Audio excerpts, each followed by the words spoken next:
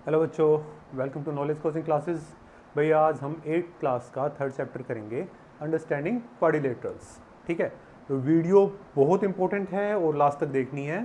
तो शुरू करते हैं। भाई इसके अंदर करने से पहले हमें कुछ टर्म्स के बारे में पढ़ना है। एक कर्व है और सेकंड नंबर है पॉलीगन्स के बारे में। ठीक है, तो कर्व क्या होता है? ऐसी शेप जो हम बिना पेन उठाए बना सकते हैं। भाई जैसे मैंने बना दिया, ये हमारा एक कर्व है। ठीक है, क्या ये हमारा एक कर्व है? ठीक है, ये हमारा एक कर्व हो जाता है। ठीक है, तो ऐसी शेप जो हम बिना पेन उठाए बना सकते हैं वो हमारी कर्व कहलाएगी। ये कुछ टाइप्स होते हैं इसके। नंबर 1 होता है सिंपल कर्व। सिंपल कर्व, तो सिंपल कर्व कौन सा होता है? ऐसी शेप, ऐसा कर्व जो कहीं पे इंटरसेक्ट ना करे।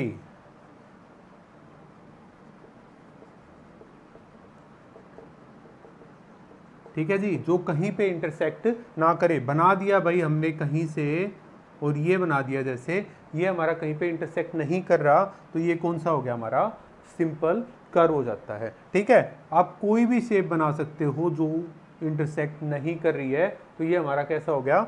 Simple curve. नंबर सेकंड क्या है? Not a simple curve.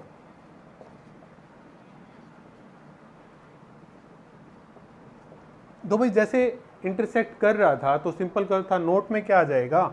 जो इंटरसेक्ट करे, जो कहीं पे इंटरसेक्ट करता हो। जैसे क्या ये हमने यहां से लिखा और ये यहां पे इंटरसेक्ट करने लग रहा है, ये हमारा इंटरसेक्ट करने लग रहा है, तो ये हमारा कैसा हो गया? Not a simple curve. Number closed curve. ठीक है, क्लोज्ड कर्व नाम से पता होना चाहिए कि बंद हो रहा है। भाई जो चीज बंद हो जाती है, जैसे ये शेप बना दी हमने, ये बंद हो गया ना यहाँ पे, ये हमारा क्लोज्ड कर्व है, जिसका स्टार्टिंग पॉइंट और एंड पॉइंट सेम हो। ठीक है, मतलब जो जहां से शुरू हुआ है ना वहीं पे खत्म हो जाए, वो हमारा कैसा होता है? क्लोज्ड कर्व होता है। ठीक है, इसके फर्दर दो टाइप होते हैं भाई। नंबर 1 है सिंपल क्लोज्ड कर्व। ठीक है, और दूसरा है not a simple closed curve. ठीक है, अब इनके बारे में जानते हैं। सिंपल क्लोज्ड कर्व, देखो ये कंडीशन दोनों के अंदर होगी। ये कंडीशन यहां पे भी लगेगी और ये कंडीशन इसके अंदर भी होनी चाहिए, क्योंकि क्लोज तो है भाई, बट सिंपल है या नहीं है ये देखना है। अब नेक्स्ट चीज क्या है? इसमें लाइन इंटरसेक्ट नहीं करेगी भाई। जहां पे जैसे ये था, ये कहीं पे भी कट नहीं कर रहा। एक शेप बना देते हैं हम, ऐसे बना दिया, यहां से शुरू यहीं पे खत्म हो गया, बट कहीं पे भी एक दूसरे को नहीं काट रहा है, तो ये हमारा कैसा हो गया? सिंपल क्लोज्ड कर्व हो गया। ठीक है, नॉट अ सिंपल क्लोज, इसमें इंटरसेक्ट करेगी भाई। ठीक है भाई, एंड पॉइंट सेम होना चाहिए स्टार्टिंग पॉइंट के, बट वो एक दूसरे के इंटरसेक्ट करते हो। जैसे मैंने यहां से स्टार्ट किया, ये बना दिया भाई, ये एक दूसरे को कट करने लग रहे हैं, ये हमारा not a simple closed curve है। ठीक है, इसको नोट डाउन करो भाई जल्दी से।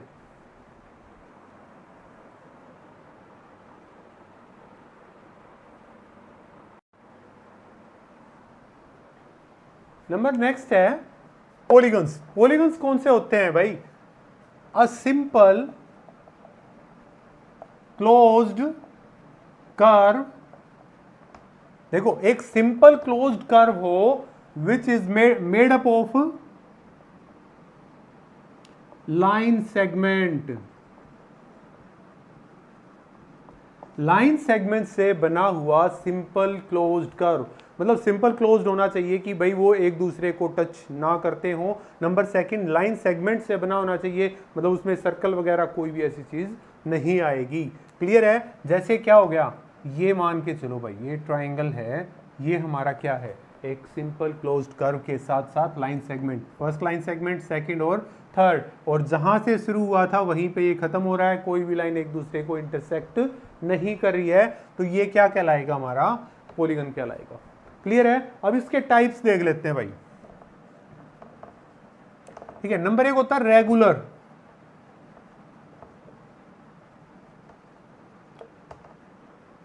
Number 2 not irregular.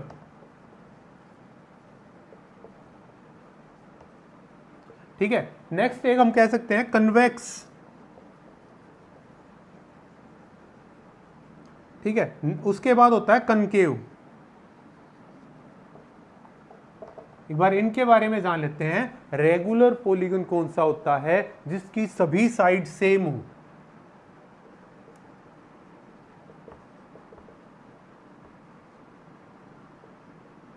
भाई मतलब जिसकी सभी साइड्स की लेंथ सेम हो, वो हमारा कैसा कहलाएगा, रेगुलर पॉलीगन्स। अभी सिर्फ डेफिनेशन कर लेते हैं, आगे इसके बारे में फर्दर पढ़ेंगे हम। नॉट इरेगुलर, सभी साइड्स की लेंथ सेम ना हो।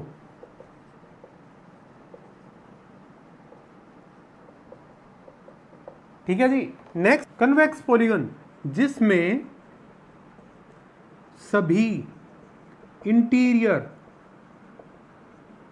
एंगल 180 डिग्री से कम हो। ठीक है जी, सभी इंटीरियर एंगल 180 से कम हो, और इसके अंदर जिसमें कम से कम एक इंटीरियर एंगल 180 डिग्री से ज्यादा हो। ठीक है बेटा, यहां पे इंटीरियर एंगल की बात आई है। जैसे एक शेप बना दी मैंने, ये हमारी एक शेप है, तो ये एंगल्स जो दे रखे हैं ना, ये हमारे कैसे होते हैं, ये एंगल्स हमेशा इंटीरियर एंगल कहलाएंगे। ठीक है जी, ये एंगल्स कैसे हैं, इंटीरियर एंगल, और ये एंगल सभी 180 डिग्री से कम है, तो हम कह सकते हैं कि ये एक कन्वेक्स पॉलीगन है। अगर यहीं पे बात करनी हो हमें कनकेव पॉलीगन की, तो सपोज कर लेते हैं ये है एक शेप।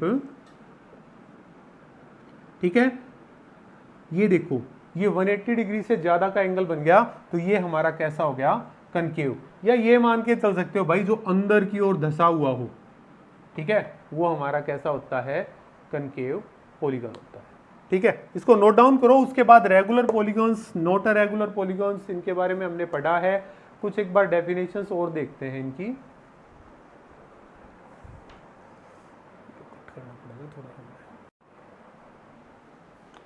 पॉलीगन्स हैं, अब देखना है नंबर ऑफ साइड्स के बारे में बात करेंगे, उनका नाम क्या है, इस चीज़ के बारे में बात करेंगे। और अगर वहीं पे वो क्या है, रेगुलर हो जाते हैं, तो उनका नाम क्या कहलाया जाएगा, उसके बारे में बात करेंगे। ठीक है, तो ये एक बात याद रखो भाई, कोई भी पॉलीगन बनाते हैं तो उसके लिए एटलीस्ट 3 साइड्स का होना आवश्यक होता है। ठीक है, तो जिसकी 3 साइड्स होती हैं उसको हम क्या नाम देंगे, ट्राइंगल। ठीक है, शेप इसकी बना सकते हो आप, ये हमारा ट्राइंगल हो गया। नंबर 2 है 4 साइड्स के लिए, वो हमारा होता है क्वाड्रिलेटरल। ठीक है, क्वाड्रिलेटरल में हमारे अलग अलग आ जाते हैं, जैसे क्या आ गया भाई, रेक्टेंगल आ गया, स्क्वायर, रोम्बस, पैरेललोग्राम। ठीक है, ऐसी चीजें आ जाती हैं, पर फिलहाल के लिए आप ये मान के चलो जिसकी 4 साइड्स होती हैं वो हमारा क्या कहलाता है, क्वाड्रिलेटरल कहलाता है। नेक्स्ट है 5 साइड्स वाला, उसको बोलेंगे हम पेंटागन। ठीक है, 5 साइड होनी चाहिए भाई। ठीक है, 6 साइड वाला हेक्सागन, 7 साइड हेप्टागन, 8 साइड वाला ओक्टागन, 9 साइड नोनागन। ठीक है, और 10 साइड वाला होता है हमारा डेकागन। ठीक है, इनकी शेप्स बना सकते हो 1 2 3 4 5 6। ठीक है, 1 2 3 4 5 6 और ये 7, 1 2 3 4 5 6 और 7। ठीक है, इस तरीके से आप कोई भी शेप बना सकते हो। 1 2 3 4 5 6 7 8, 1 2 3 4 5 6 7 8, ये हमारा ऑक्टागन हो गया। ठीक है भाई, तो ये हमने कुछ पॉलीगन्स हैं जिनकी 3 side triangle, 4 side quadrilateral, 5 side pentagon, 6 side hexagon, 7 side heptagon, 8 side octagon, 9 side नोनागन और 10 साइड डेकागन होता है। बट अभी बात करते हैं रेगुलर पॉलीगन्स के लिए। रेगुलर पॉलीगन्स मैंने बताया कि जिसकी सभी साइड्स इक्वल होती हैं, जिसकी सभी साइड, भाई अगर कोई ट्राइंगल जिसकी सभी साइड्स इक्वल होती हैं तो उसको क्या बोलेंगे? Equilateral triangle. ठीक है, जिस ट्राइंगल की सभी साइड्स इक्वल होती हैं उसको इक्विलेटरल ट्राइंगल बोला जाएगा। जिस क्वाड्रिलेटरल की सभी साइड इक्वल होती हैं उसको हम स्क्वायर बोलेंगे या रोम्बस बोलेंगे। नेक्स्ट आगे जितने भी शेप आ जाती है जिनकी सभी साइड सेम हो तो उसके आगे हमने हमेशा रेगुलर लगा देना है। 5 साइड वाला रेगुलर पेंटागन, 6 साइड वाला रेगुलर हेक्सागन, 7 साइड वाला रेगुलर हेप्टागन, ठीक है, रेगुलर ऑक्टागन और डेकागन। ठीक है जी, ये याद रखना है कि जिस भी पॉलीगन की सभी साइड सेम होती है उनको इन नामों से जाना जाता है। तो अभी एक्सरसाइज की ओर बढ़ेंगे, उससे पहले एक दो छोटी छोटी बातें और हैं वो और बताऊंगा भाई।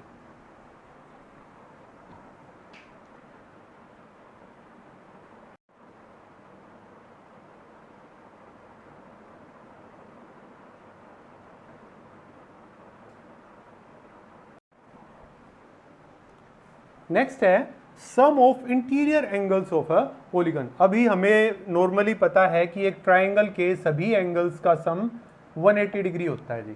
ठीक है, क्वाड्रिलेटरल के सभी एंगल्स का सम 360 होता है। बट एक्चुअल में आगे की कुछ चीज़ों के बारे में बच्चों को नहीं पता होता, तो हमें यहाँ पे सिर्फ एक छोटी सी चीज़ याद रखनी है। एक फार्मूला है n-2 इंटू 180। ठीक है, अगर किसी भी पॉलीगन के एंगल्स का सम निकाल के दिखाना है, सभी इंटीरियर एंगल्स का, तो फार्मूला नोट कर लो, n-2 मल्टीप्लाई 180। n क्या है यहाँ पे?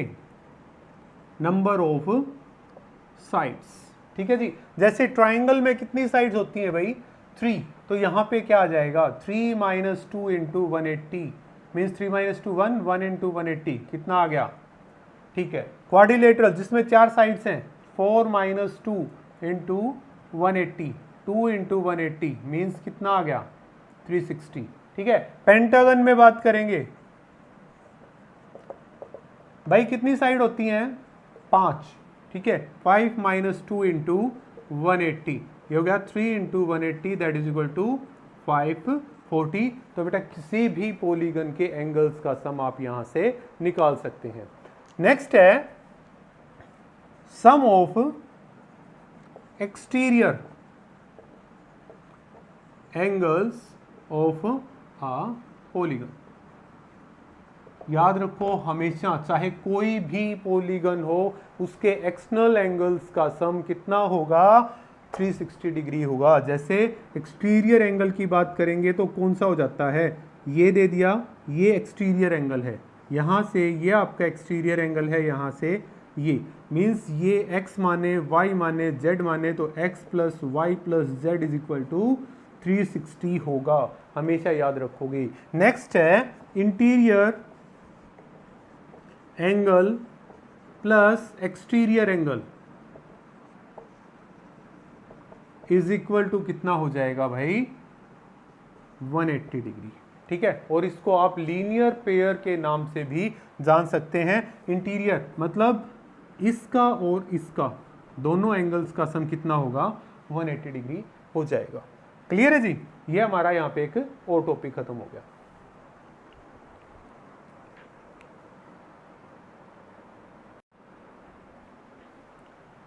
Last but not the least, number of sides of A polygon. अगर आपको इंटीरियर एंगल दे रखा है और उसके बाद आपको नंबर ऑफ साइड्स निकालनी है तो क्या करेंगे, 360 में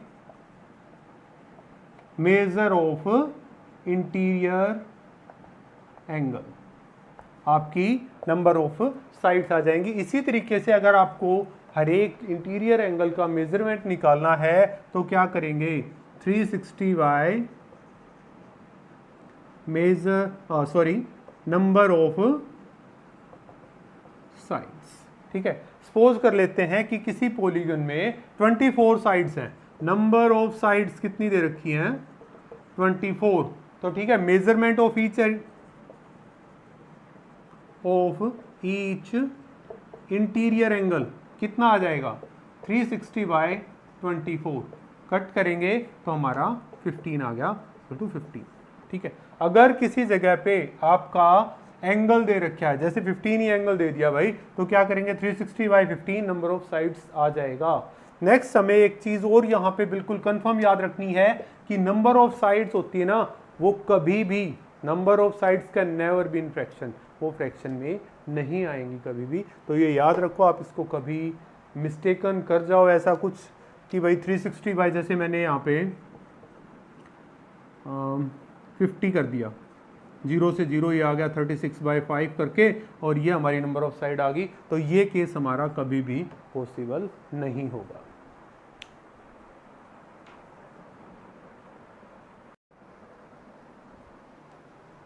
एक्सरसाइज 3.1 के ऊपर चलते हैं भाई। कुछ फिगर्स दी गई हैं, इनमें से हमें देख के बताना है कि कौन सा सिंपल है, कौन सा क्लोज्ड है, कौन सा पॉलीगन है, कौन सा कन्वेक्स पॉलीगन है और कौन सा कनकेव पॉलीगन है। नंबर 1 चलते हैं हम सिंपल कर्व के ऊपर। सिंपल कर्व कौन सा होता है, ऐसा कर्व जो कहीं पे भी इंटरसेक्ट ना करे, ऐसा कर्व जो कहीं इंटरसेक्ट ना करे। मतलब देखो जैसे ये है, ये वाला हमारा कहाँ पे इंटरसेक्ट कर रहा है भाई, नहीं कर रहा है ना, तो ये हमारा कैसा हो गया, सिंपल। ये भी हमारा इंटरसेक्ट नहीं कर रहा, ये भी हमारा कैसा है, सिंपल। ठीक है, नेक्स्ट के बारे में बात करेंगे, ये वाला, ये भी हमारा इंटरसेक्ट कर रहा है, यहाँ पे भी, यहाँ पे भी, यहाँ पे भी, ये हमारा नहीं है। ये देखो नंबर 5 भी है, नंबर 6 भी है और नंबर 7 भी है, ये हमारे कहीं पे भी इंटरसेक्ट नहीं कर रहे हैं। अब इस शेप की बात करेंगे भाई, ये एक हो गया ऊपर, ठीक है, और ये है अंदर। अगर हम इस शेप को बनाते हैं तो इसके लिए पेन लिफ्ट करना पड़ेगा, उठाना पड़ेगा, तो ये हमारा कर्व है ही नहीं। ठीक है जी। नेक्स्ट है सिंपल क्लोज्ड कर्व, ऐसा कर्व जो जहां से शुरू हुआ वहीं पे खत्म होता हो और कहीं पे भी इंटरसेक्ट ना करता हो। तो ध्यान दे लेते हैं भाई इस चीज पे, ये यहां से शुरू किया और आगे हम बिना पेन लिफ्ट किए हमने ये बनाया और वापस वहीं पे पहुंच गए। सिमिलर ये है। अगर इसकी बात करेंगे तो यहाँ पे तो बार बार इंटरसेक्ट होने लग रहा है, यहाँ पे भी हमारा कहीं पे इंटरसेक्ट नहीं होगा, ना यहाँ पे होगा ना यहाँ पे। इस शेप के ऊपर कई बार पजल हो जाते हैं, बेटा ये बिल्कुल मिड से लिया गया है, बट क्योंकि शेप है उसके अकॉर्डिंग ये मिड से होता है, तो ये शेप भी हमारी पॉसिबल नहीं होगी। तो 1 2 5 6 7 ये हमारे कैसे हैं, सिंपल क्लोज्ड कर्व होते हैं। ठीक है, नेक्स्ट पॉलीगन्स के बारे में बात करते हैं। तो वो सिंपल क्लोज्ड कर्व जो लाइन सेगमेंट से मिलकर बना होता है हमारा पॉलीगन कहलाता है। मतलब इन्हीं पांचों में से हमारा कोई एक आएगा। पहले फर्स्ट को चेक कर लेते हैं, ये हमारा लाइन सेगमेंट से मिलकर बना हुआ है, तो ये हमारा पॉलीगन है। ये भी लाइन सेगमेंट से मिलकर बना हुआ है, ये भी हमारा पॉलीगन है। ये नहीं है, ये भी नहीं है। अब यहाँ पे देखेंगे भाई, ये तो हमारा सर्कल हो गया, लाइन सेगमेंट नहीं है यहाँ पे, तो ये भी हमारा पॉलीगन नहीं है। सिमिलर में ये भी नहीं है और ये भी नहीं है। नेक्स्ट है कन्वेक्स पॉलीगन, ऐसा पॉलीगन जिसका हर एक इंटीरियर एंगल 180 डिग्री से कम का हो। यहाँ पे बात करके देखो भाई, ये हमारा ज़्यादा से ज़्यादा 90 बन सकता है, ये भी, बट ये एंगल देखेंगे तो ये एंगल तो भाई हमारा 180 से फालतू का लग रहा है, और ये फालतू का है, तो ये हमारा कौन सा हो गया, कनकेव पॉलीगन। सिमिलरली अगर यहाँ पे बात करेंगे तो ये भी छोटा है, इधर भी छोटा है, ये भी छोटा है, मतलब कन्वेक्स पॉलीगन हमारा सेकंड नंबर वाला हो गया। ठीक है, नोट करो भाई इसे।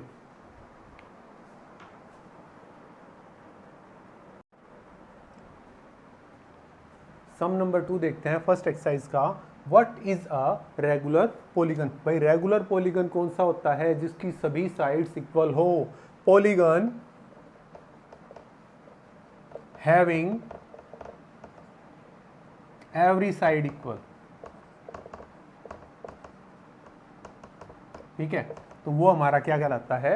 Regular polygon. नेक्स्ट उसमें पूछा state name of regular polygon having 3 sides, 3 sides जिसकी होती हैं। भाई हमें पहले भी लिखवाया था ये चीज, इक्विलेटरल ट्राइंगल, ठीक है। 4 साइड्स इक्वल में बताया था क्या होता है? स्क्वायर या फिर रोम्बस। और 5 साइड्स हो, 6 साइड्स हो, 6 साइड्स दे रखा है, 6 साइड्स इक्वल हो तो क्या होगा हमारा? रेगुलर हेक्सागन, ठीक है बेटा। तो ये याद रखना है, बहुत इंपॉर्टेंट चीजें हैं ये, कई बार कॉम्पिटिटिव एग्जाम्स में भी आ जाती हैं, तो इसको अच्छे से मेमोराइज करके रखना है। तो भाई आज हमारी 3.1 नंबर एक्सरसाइज खत्म हो गई है, तो प्लीज इसको नोट डाउन करो।